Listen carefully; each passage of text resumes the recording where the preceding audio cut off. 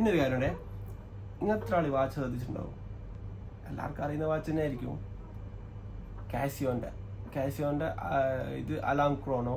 പക്ഷെ ഇതിൻ്റെ വേറൊരു വാച്ച് ഉണ്ട് 918 ആണെന്നോ, അതെനിക്ക് കിട്ടിയില്ല. ഇപ്പം നിങ്ങളൊരു അഡ്വെഞ്ചർ സ്പോർട്ടി ടൈപ്പ് ആളാണെങ്കിൽ എന്നുണ്ടെങ്കിൽ തീർച്ചയായിട്ടും ഞാൻ റെക്കമെൻഡ് ചെയ്യുന്ന ഒരു സാധനമാണ് ഇത്. സീന് സാധനം മോനെ, എന്ത് കംഫർട്ട് അറിയാൻ. പിന്നെ നമുക്ക് എന്ത് ഭയങ്കര റഫ് വാട്ടർ റെസിസ്റ്റൻ്റ് ഒക്കെയാണ്, നമുക്ക് എന്ത് റഫായി ഇപ്പോൾ ചെയ്യുന്നുണ്ടെങ്കിൽ, ഇപ്പോൾ ട്രിപ്പ് ട്രാവൽ ഹൈക്കിങ് ട്രക്കിങ് ഒക്കെ പോകുമ്പോഴേ ബാറ്ററി യൂസ് ആക്കി ഈ വാച്ച്.